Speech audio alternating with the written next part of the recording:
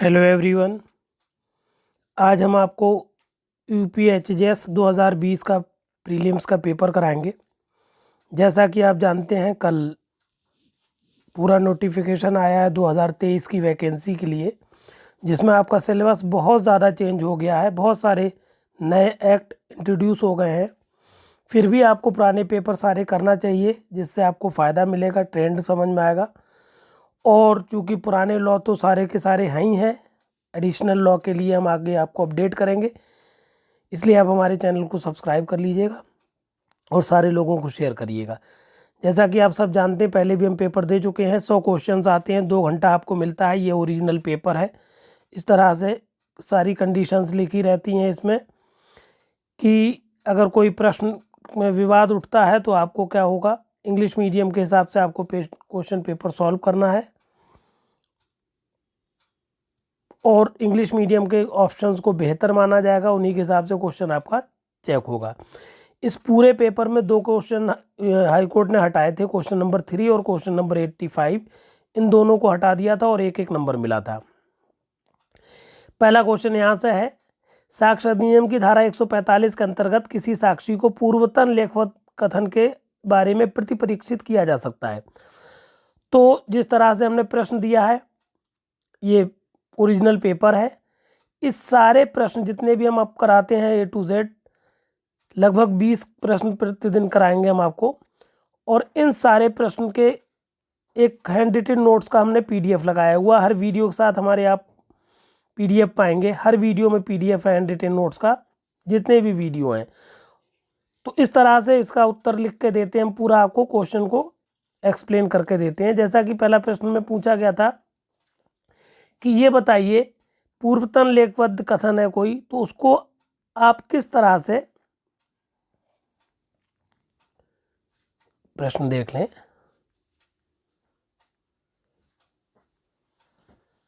कि 145 जो साक्ष्य अधिनियम की धारा है, उसके अंतर्गत आप कैसे उसको साबित कराएंगे, प्रतिपरीक्षा कराएंगे।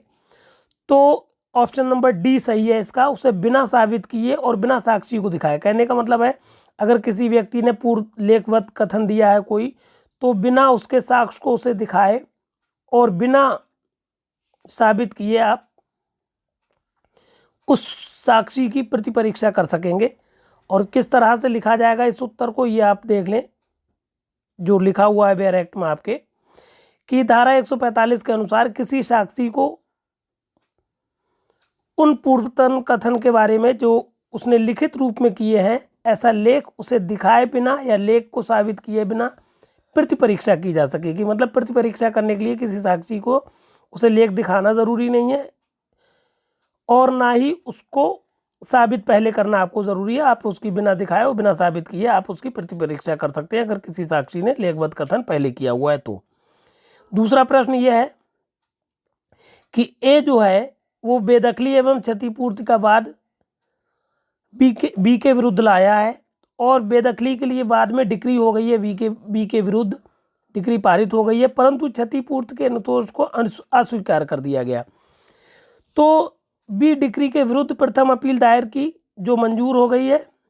और अब सिविल प्रक्रिया संहिता की धारा 100 के अंतर्गत ए उसके विरुद्ध द्वितीय अपील दायर करता है।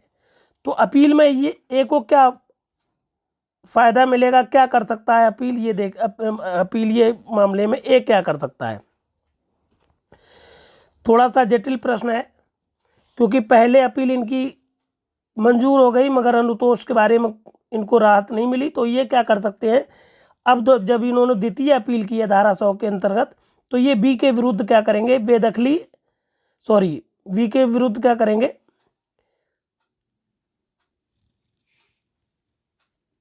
बेदखली के अनुतोष की मांग कर सकेंगे। क्योंकि पहले इनको बेदखली तक तो मिल गई थी, अनुतोष नहीं मिला था, तो अब क्या करेंगे, ये अनुतोष की मांग कर सकेंगे। इसलिए ऑप्शन नंबर बी सही है इसका,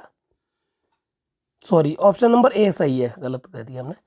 बेदखली के बी के विरुद्ध बेदखली के अनुतोष की मांग कर सकता है कौन, ए। इसलिए ऑप्शन नंबर ए सही है। बी में तो क्षति के लिए अनुतोष था, जबकि आप क्या करेंगे, बेदखली के अनुतोष की मांग कर सकेंगे ए, किसके, बी के विरुद्ध। तो इसलिए ऑप्शन नंबर ए सही है। तीसरे प्रश्न में पूछा गया है, ये बताइए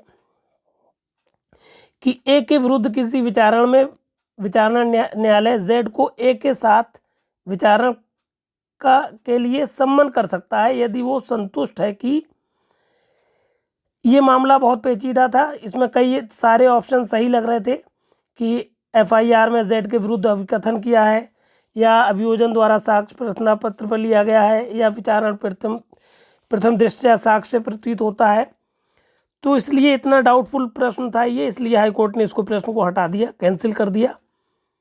पहले हाईकोर्ट ने इसके ऑप्शन को सी को सही कहा था, फिर कुल मिला के फिर रेट हुई इसमें, और इस प्रश्न को हटा दिया हाईकोर्ट ने। प्रश्न संख्या 3 को हमने पहले ही बताया था, ये तीसरा प्रश्न हटाया जा चुका है। अब आप आ जाइए प्रश्न संख्या 4 पर कि किसी बलात्संग के आरोपी व्यक्ति जिसके विरुद्ध प्रार्थना पर घटनास्थल से 16 किलोमीटर की परिधि के बाहर चिकित्सीय परीक्षण हेतु भेजा जा सकता है। प्रश्न ये पूछा गया है कि कोई एक बलात्संग का आरोपी है, तो ये बताइए कि अगर सीमा के 16 किलोमीटर के अंतर्गत कोई अगर चिकित्सक नहीं है तो किसकी प्रार्थना पर उसको 16 किलोमीटर की परिधि के बाहर चिकित्सक परीक्षण के लिए भेजा जाएगा। तो जो आपकी दंड प्रक्रिया संहिता है उसकी धारा 53 का में इसकी बात हुई है, और 53 का में कहा गया है कि 16 किलोमीटर की परिधि के भीतर अगर कोई चिकित्सा व्यवसायी नहीं है तो उप निरीक्षक से अनिम्न रैंक का कोई पुलिस अधिकारी के निवेदन पर ऐसे बलात्संग के आरोपी को बाहर भेजा जाएगा चिकित्सीय परीक्षण के लिए। तो कुल मिलाकर ऑप्शन नंबर डी सही है। किसी पुलिस अधिकारी की प्रार्थना पर ऐसे अपराधी अभियुक्त व्यक्ति को, अपराधी को या बलात्संग के जो दोषी व्यक्ति है, आरोपी है, उसको आप पुलिस अधिकारी की प्रार्थना पर बाहर भेजेंगे। फिर प्रश्न संख्या 5 है, पूछा गया है यदि किसी ऐसे उच्च न्यायालय में जहां पीठ पर मात्र 2 न्यायाधीश हैं और 3 रिक्तियां हैं, किसी अखबार की जब्ती को निरस्त करने के लिए प्रार्थना पत्र दिया जाएगा। कहने का मतलब है, वैसे तो क्या था, 5 लोगों की पीठ थी, 5 न्यायाधीशों की पीठ थी, मगर 3 जो है रिक्ति पर हैं। अब कुल मिला के पूरी पीठ पर क्या है, पूरी बेंच में 2 ही जज हैं। तो ऐसी पीठ क्या करेगी, जो भी जज मौजूद हैं उतने ही क्या करेंगे, मामले को सुनेंगे। तो पहले तो उत्तर समझ लें। प्रश्न संख्या 5 का ऑप्शन नंबर डी सही है। उच्च न्यायालय के 2 न्यायाधीश द्वारा साथ बैठकर सुना जाएगा। एक्सप्लेनेशन में हमने आपके लिख दिया है कि जो धारा 96 है दंड प्रक्रिया संहिता की, धारा 96 और उसकी उपधारा 2, धारा 96 की उपधारा 2 में कहा गया है कि जहां उच्च न्यायालय में 3 से कम न्यायाधीश हैं वहां ऐसी विशेष न्यायिक पीठ में उच्च न्यायालय के सब न्यायाधीश होंगे। कहने का मतलब है क्योंकि 2 ही हैं तो दोनों बैठकर उसको सुनेंगे। छठा प्रश्न पूछा गया है कि ये बताइए किसी अभ्यासिक अपराधी से सदाचार के लिए प्रतिभूत की मांग नहीं की जा सकती। किन मामलों में प्रतिभूत की मांग नहीं की जा सकती, ये पूछा है। बहुत इंपॉर्टेंट क्वेश्चन है, बहुत ही ज़्यादा कन्फ्यूजिंग था। तो पहला ही ऑप्शन इसका सही है कि अगर कोई ऐसा व्यक्ति है जो राज्य बीमा अधिनियम के अंतर्गत कर्मचारी है और वो अभ्यासिक अपराधी है, तो ऐसे अभ्यासिक अपराधी से क्या होगा, सदाचार के लिए प्रतिभूत की मांग नहीं की जाएगी। इसलिए ऑप्शन नंबर 1 सही है छठे प्रश्न का। 7वें प्रश्न में पूछा गया है कि ये बताइए निम्न में से किस हेतु एक बाद में बंधक संपत्ति के मोचन हेतु बंधककर्ता के अधिकारों को पूर्ण रूप से विवर्जित करने हेतु आज्ञप्ति पारित की जा सकती है।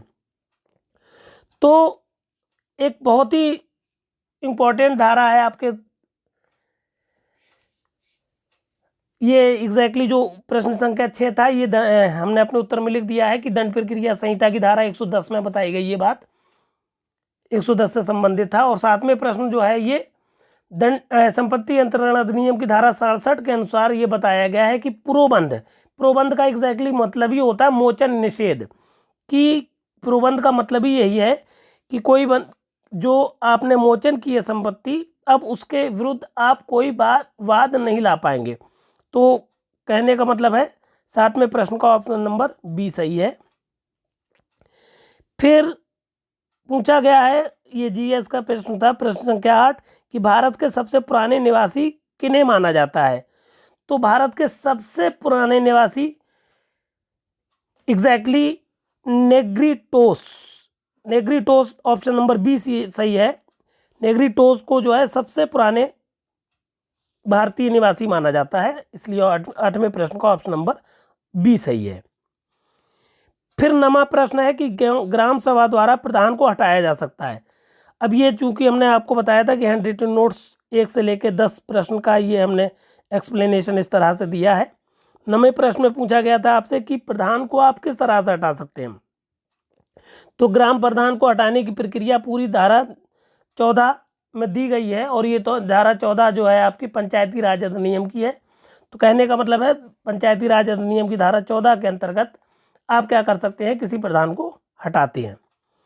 10वें प्रश्न में पूछा गया है कि ये बताइए भूमि प्रबंधन समिति का सचिव कौन होता है। बहुत इंपॉर्टेंट प्रश्न है।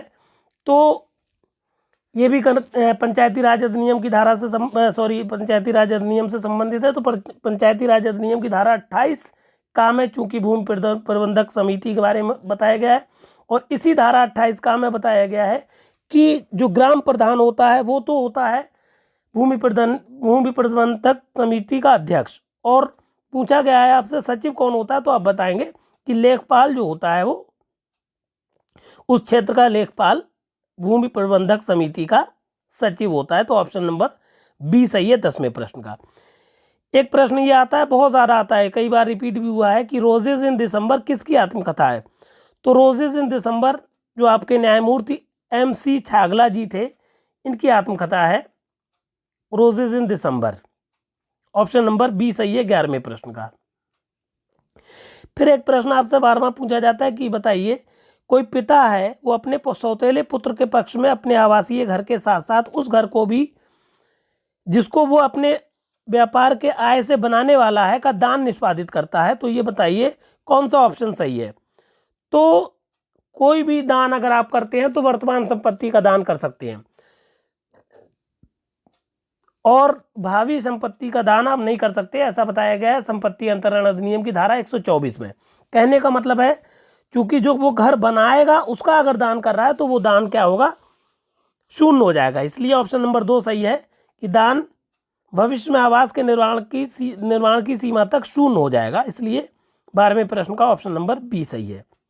13वें प्रश्न में पूछा गया है कि बताइए कि उत्तर प्रदेश राजस्व संहिता की अंतर्गत सीमांकन कार्रवाई में भूमि प्रबंधक समिति को आवश्यक पक्षकार के रूप में कब बनाया जा सकता है। तो चूंकि भूमि प्रबंधक समिति जो होती है इसको आप पक्षकार तभी बनाएंगे जब ये बिल्कुल बगल वाले प्लॉट का मालिक हो। तो ऑप्शन नंबर डी सही है, जब समीपस्थ प्लॉट ग्राम पंचायत का हो, जब जो समीप वाला प्लॉट हो वो ग्राम पंचायत को, तो ऐसे मामले में ग्राम पंचायत समिति को क्या करा जाएगा, पक्षकार बनाया जाएगा। और ये बात बताई गई है उत्तर प्रदेश राजस्व संहिता 2006 के अंतर्गत, ये बात बताई गई है कि सीमांकन कार्रवाई में भूमि प्रबंधक समिति को आवश्यक पक्षकार बनाया जाता है। ऑप्शन नंबर डी सही है 13वें प्रश्न का। 14वें प्रश्न में पूछा गया है कि ये बताइए कि जो अधिनियम 13 है, अधिनियम 13 एग्जैक्टली इसका लंबा नाम है इसलिए डायरेक्ट अधिनियम 13 कहते हैं, जो मकान भवन शहरी भवन से संबंधित होता है। तो इसमें बताया गया है कि एक भवन को जो खाली हो को मकानदार के पक्ष में निर्मुक्त किया जा सकता है। तो कब किया जा सकता है, धारा 16 में बताई गई है बात कि अगर कोई अधिनियम 13 की धारा 16 के अंतर्गत एक भवन जो खाली हो को मकानदार के पक्ष में निर्मुक्त किया जा सकता है। 12वीं धारा एग्जैक्टली खाली मकान कब खाली होगा ये बताती है, और 16 बताती है कि जब वो निर्मुक्त हो तो उसको खाली घोषित कर देगा। वो खाली मकान हो तो उस मकान मालिक के पक्ष में उसको जो जिला मजिस्ट्रेट होता है वो मकान मालिक के पक्ष में निर्मुक्त कर सकता है। फिर धारा 15 पर प्रश्न संख्या 15 पर आ जाइए। इसमें पूछा गया है कि निम्न में से किस प्रकार से कानूनी किराएदार की किराएदारी उसके उत्तराधिकारियों को न्यायगत होती है। तो किराएदार क्या करते हैं, किराएदारी को उत्तराधिकार के द्वारा न्यायगत होती है और कोई भी तरीका नहीं है कि अगर कोई किराएदार के उत्तराधिकारी उसमें किराएदार के बाप दादा रह रहे थे तो उनके उत्तराधिकारियों को भी किराएदारी का अधिकार मिलता है, इसलिए किराएदारी न्यायगत होती है उत्तराधिकार के द्वारा। इसलिए ऑप्शन नंबर डी सही है 15वें प्रश्न का।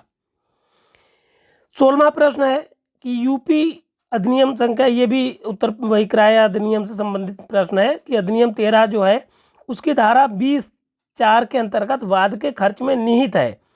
तो वाद के खर्च में एग्जैक्टली जो वकील साहब होते हैं उनको जो शुल्क भुगतान किया जाता है उसका आधा खर्च भी आता है। कहने का मतलब है जो धारा 20(4) है, हम डिटेल पढ़ाएंगे, मेंस के लिए हमने पढ़ाया हुआ आपको, सारे नोट्स हमने पहले ही दे चुके हैं, पूरे एचजीएस के नोट्स हैं, आपके जो पुराने एक्ट हैं उन सब का हमने अपने नोट्स में सारे एचजीएस में जितने भी सब्जेक्ट आते हैं उनके सारे written notes free of cost दे रखे हैं।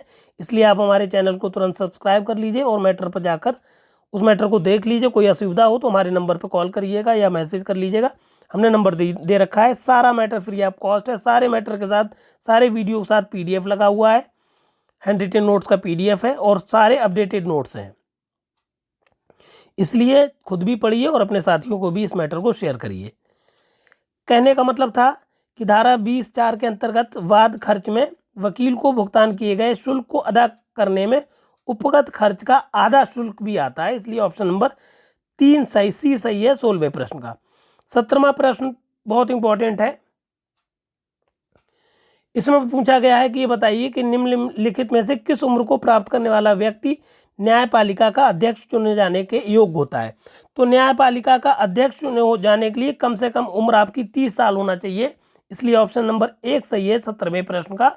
और ये बात कहाँ हुई है, ये नगर पालिका अधिनियम की धारा 43 का काम में बताई गई है कि अगर आप नगर पालिका के अध्यक्ष चुनने के इच्छुक हैं तो आपकी उम्र कम से कम 30 साल होना चाहिए। 18वां और आखिरी प्रश्न है आज का, क्योंकि आज अगले पेज पर 19वें प्रश्न के ऑप्शंस हैं, इसलिए हमने 18 तक पढ़ाया है, अगली बार 40 तक पढ़ा देंगे। 18वें प्रश्न में पूछा गया है कि ये बताइए एक नगर पालिका के नवीन कर का निर्धारण सूची कितने वर्षों में एक बार तैयार की जाती है। तो जो नगर पालिका की नवीन निर्धारण कर सूची होती है ये 5 वर्ष में एक बार क्या होती है, निर्धारण बनाई जाती है, तैयार की जाती है। और ये बात बताई गई है नगर पालिका अधिनियम की धारा 145 के अनुसार। हमने नोट्स में पूरा लिख दिया है कि नगर पालिका अधिनियम उत्तर प्रदेश की बात है ये, और इसकी धारा 145 के अंतर्गत नवीन कर निर्धारण की सूची को साधारणतः प्रत्येक वर्ष में एक बार 5 वर्ष में एक बार तैयार किया जाता है।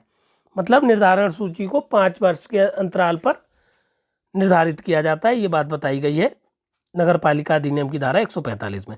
इस तरह से 18 प्रश्न हमने करा दिए आपको, और 18 मिनट में ही करा दिए, पर मिनट एक प्रश्न आपका करा दिया है। प्रयास करेंगे 20 मिनट के अंदर अंदर हम आपको क्या करें 20 प्रश्न करा दें, और 5 टर्न पर आपको ये पूरा पेपर मिल जाएगा 2020 का। इससे पहले हम 18 के 2 पेपर करा चुके हैं। इसलिए अगर आपने हमारे चैनल को सब्सक्राइब नहीं किया हो तो सब्सक्राइब कर ले, और कोई भी डाउट हो तो हमसे आप कंसल्ट कर लें, हम आपकी मदद करेंगे। सारा मैटर फ्री ऑफ कॉस्ट है, इसलिए सारे साथियों को आप शेयर करें मैटर, और कोई भी असुविधा होने पर आप हमसे संपर्क कर सकते हैं। धन्यवाद।